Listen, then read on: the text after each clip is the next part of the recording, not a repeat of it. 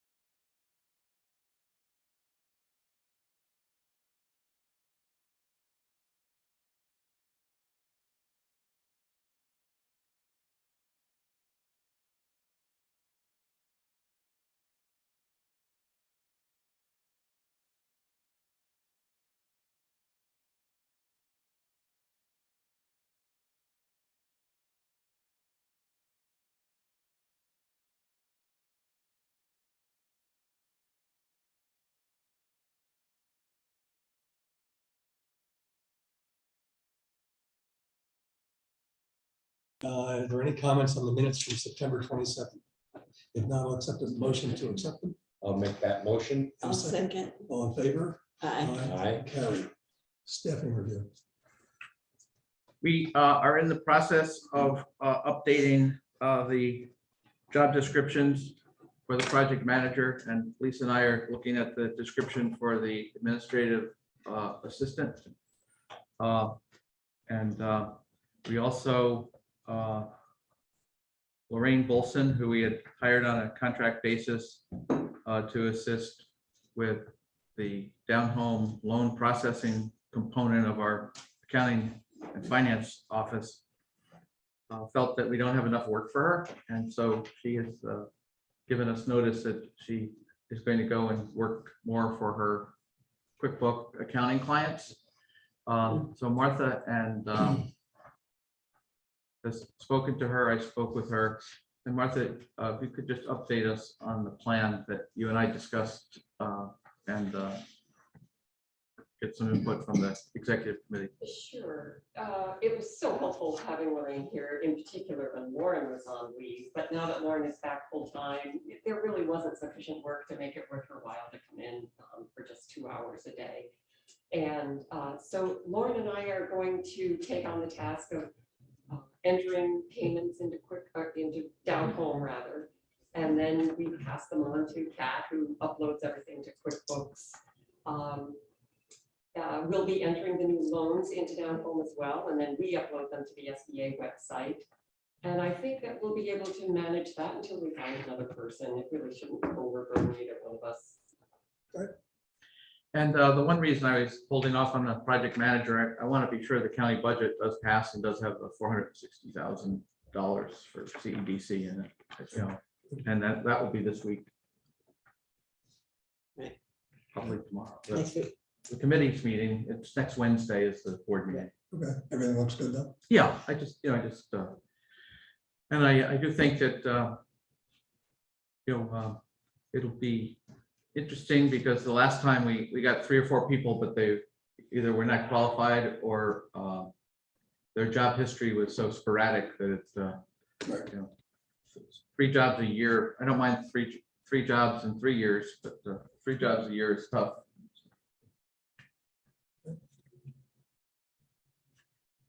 Strategic plan update. Mary Ellen was going to reach out to the board members who she had not had a conversation with. And I will follow up with her. And if there's anyone, Mr. Chairman, who has not been able to find time to talk with her, I'll ask you to call. Okay, sure. But I think people have been generally cooperative. Now, following that, what's the next step after that? Well, I think we did talk about the fact that she wanted a 3-hour session, and my adult ADD doesn't allow me to function in a 3-hour session on the same topic. But with no disrespect to any board member who may have the same issue, but and she did think it was important to do it in one sitting. I'm thinking 2 hours and try to finish in an hour and 45 minutes. Are there any expected major changes? No, I do Workforce think, is probably the biggest one, right? yeah, I do think that, I do have been requested to meet with Chairman Morrell and Supervisor Knott and several other county administrative staff next Tuesday to review where we are with housing. And, I think when you look at where we are, we're really constrained by the fact that we only have water and sewer, gas, electric, and broadband at certain locations. And we're equally constrained, not in a bad way, by home rule. So, if you look at, the corridor up at 9H and 66 in Claverick, where now you're going to have potential water and sewer and gas and electric, it's going to be up to the town to decide whether they want housing in that corridor. There is a proposal for a 160 unit project in the town of Greenport. I have met with a group now twice. It's called the Rojan Housing Coalition, and it's been organized by the supervisors in Copake, Hillsdale, and Ankrum. And I did have an initial meeting with them, and then I had a meeting with Joe Scott, I had a meeting with Joe Chaika from Patterns for Progress, and we have the recording. And basically, again, Hillsdale has sewer, but they don't have water. So finding a developer who wants to build 2, 4, 6, 8 units on water, on a well and septic are hard to find. And it's even hard to find a developer who wants to do 50 to 75 units. And these would be units that are subsidized that are low income, right? Well, some possibly. The one in, we have the units here that are going to be low-income housing tax credit that Galvin is doing. We have one across the street where they're going to limit a number of the units to 130% of average median income. And in Greenport, they're looking to cap their rents based on a 130% of AMI. The issue there becomes that at 130%, it means if you make under 90,000, if you make more than $90,000 in your household, you can't live there. And then the rents will be Right. So I think that housing is an issue. We've certainly seen the median housing sale price go from 240 to 370. Obviously, that's an aberration in any one month as to how many $1 million homes sold and pull the average up, but it's still a significant increase that is impacting people on working salaries and hourly incomes. So I do think that there's a need. We did look at the existing housing units. I mean, as an example, Dave, the project in Germantown, how many units? Oh, the Palatine Manor? Yeah, Ooh, what was in there? I don't know, 60? or 60? 80? Yeah. But again, you have to have the infrastructure. So I think one of the things that I'm thinking about in terms of not just making a report and leaving the meeting is what communities are interested in exploring infrastructure that could be funded through some of the 3-year federal infrastructure bill. Yeah. I have been working for 2 years now with New Lebanon. They wanted to put water and sewer in the 1.5 mile Route 22 corridor. But again, it's like broadband. It's hundreds of thousands of dollars a mile. You need a separate project just to get that in. I know the one in Germantown, they didn't need water, they drilled wells. Yeah. But they did need sewer and they didn't have sewer. So the first step in Germantown was they had a sewer system. So they built that and then they built the project, all subsidized. And I've also, so there's really 3 ways to look at this. One is the multifamily units of 50 to 150, and many communities don't want that type of unit. Right. Changes the quality of life. The other is to find someone who, and we have the list from the county of people who own multifamily homes, units. So, if you go down 9 into Livingston, there's one sits up on top of the hill and it's a 6-unit apartment house. Do we call that owner and say, are you making money on this? Can we help guide you through a path to build one next to it and expand what you're doing?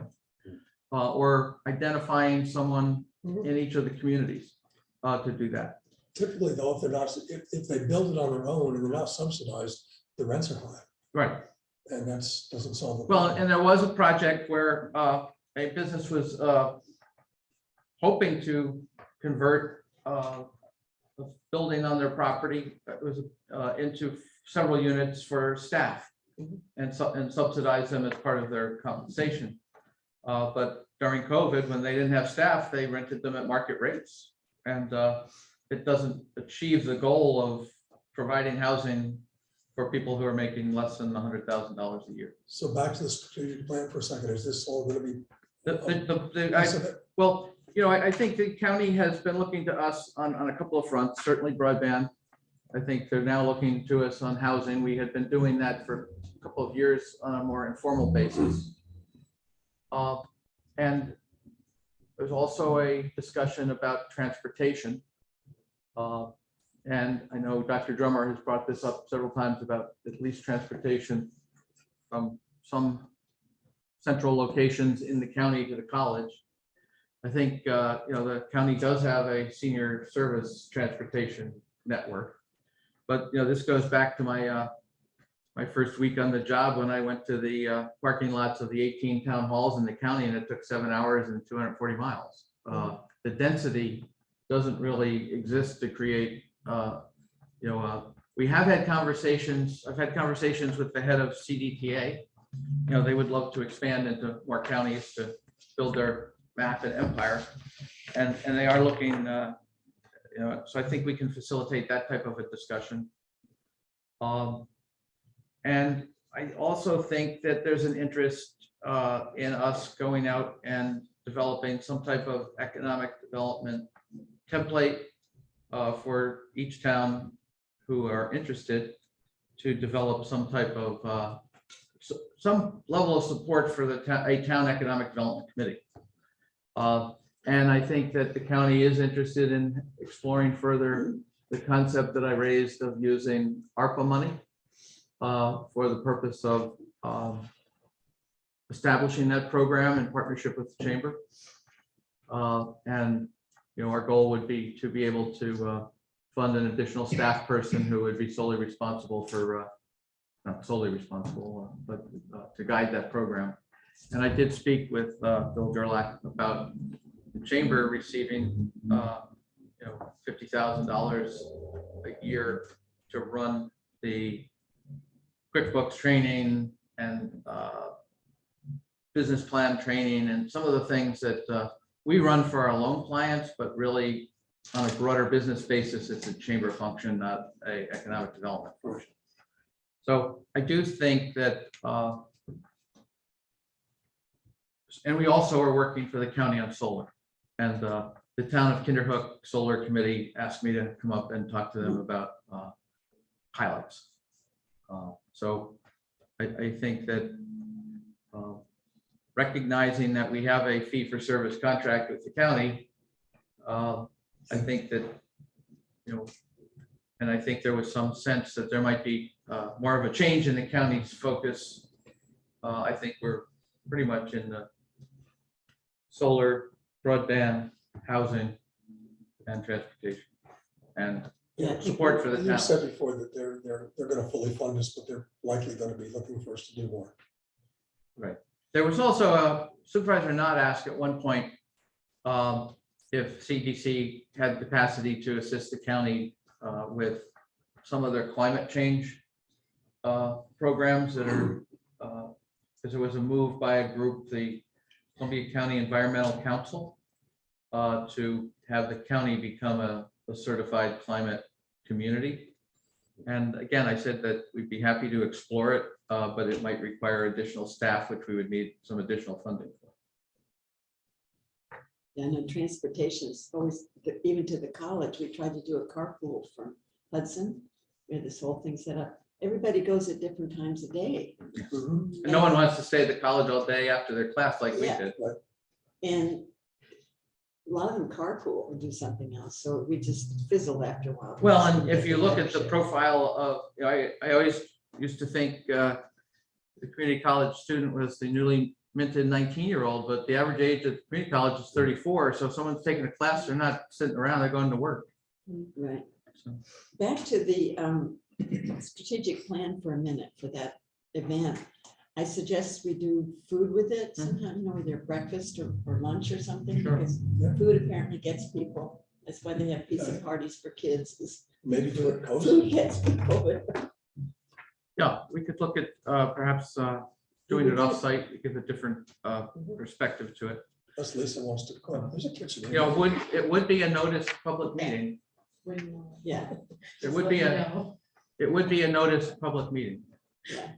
I think you went to Greene County one time for a strategic planning meeting quite a while ago. We did the college last time. I thought that, I don't know if the college is still doing food and stuff. Or is that a problem Well- now? COVID, I don't know. So I do think that Yeah. Oh, yeah. based on the political circumstances, we have some more direction. If there had been a change, I think we would have had direction, but it was a new direction and new focus. So we're, I don't think there'll be a lot of change, but I think there'll be some renewed focus. And, on the broadband, all four providers have given us, as of yesterday, the unserved addresses that they would be interested in if funding was available. And we're putting that list together. We are subject to a confidentiality agreement with the specific addresses that they've identified at this point. But we believe we can aggregate, list of towns, list of providers, and, in Hillsdale, I want 20 out of 100, I want 0 out of 100, I want 100 out of 100, and at least the town will be able to get a sense of what's happening. I was explaining to Dave that we have 1,200 plus or minus identified addresses. Consolidated just got some approval by the PSC, which as part of getting that approval, they had to commit to 98 addresses in Chatham to upgrade immediately. And we were able to release those to the supervisors in that town. And they also had a list of, I think, 48 in other towns that they are going to do regardless of whether they get funding, and they're on their list to do immediately.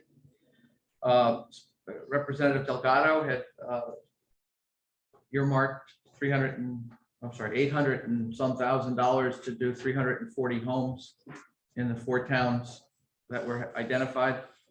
That money, I spoke with Senator Schumer's office, is in the omnibus budget bill that will be passed in December, presumably as part of extending the federal debt limit and keeping the government running. Once that bill is passed, you take the 340 that they have, you take the 140 that's Consolidated is already identified, you're up to 500. I said to Dave, if each of the providers over the next 6 months do 5 new installations or extensions a month, there's another 100. So we'll be down to about 600, but they'll be the hardest to serve. Yeah, they'll be the hardest to serve because of the location. Obviously, it's going to be a cat and mouse game in the sense of, does the county's million go far enough to get started? And do the providers, are they unwilling for the last 500 or 600 to proceed without the commitment of some level of state or federal funding? When you got the lists from the providers, did they also give you an associated cost? 2 did. Mhm. And it was the group that gave us the cost was $3,700 a drop average. Mhm. And I think you had told me 3,500. So I think they're using guesstimates. Mm. One of the providers that gave us a cost said that it had been repriced using increased costs resulting from current supply chain experience, and also put a 20% contingency on top. Mm. Yeah. Now, again, the house next door might cost 1,000. The house down the street might cost 15,000. So, That's what happens. Yeah. but I think we've made, we've been. been complimented by supervisors throughout the county and their broadband committees, even some of those who were suspect of, you're gonna go what? You're gonna go drive the roads and tell us where it's hooked up. The ECC, who's doing the survey for the state, trying to get a handle from them as to when their report is due, because the state's not going to do much until they have that data. Now, I answered the survey, and they asked me a lot of questions that you had to go back out and do a speed test to answer. And it was tedious. It wasn't like a 3-minute survey. It was like a 5 to 8 minute survey for me. Mm. So I think a lot of people are going to bail out. I mean, I bet once the survey gets into subpages, I find I drop out of it. So, okay. That's all that's on the agenda. The other couple of things that are going on is IDA related. We did have a public hearing last night for the City of Hudson IDA on the pocketbook factory. A group of, The IDA had already approved the project, though, right? no, No? the planning board has approved it. The IDA's plan was to have the public hearing and move towards a vote up or down on the project next week. A group of community coalition advocates brought up a list of about 20 requests that the developer consider. Some are related to planning board issues, some are related to federal protection that people already have. Some are attempting to put an obligation on them to maintain Oakwood Lake because it's nearby. All things that the developer is willing to discuss and consider. But it's very critical to the project that it be approved or just either jettisoned or approved by the end of the year. And if it's, and so we're working diligently this morning to determine. We think there's probably a need to have a dialogue between the developer and the community group, and therefore put the approval, perhaps have the meeting next week as planned, but put the vote off for another week so that there's more dialogue and discussion. And some education on both sides, I think.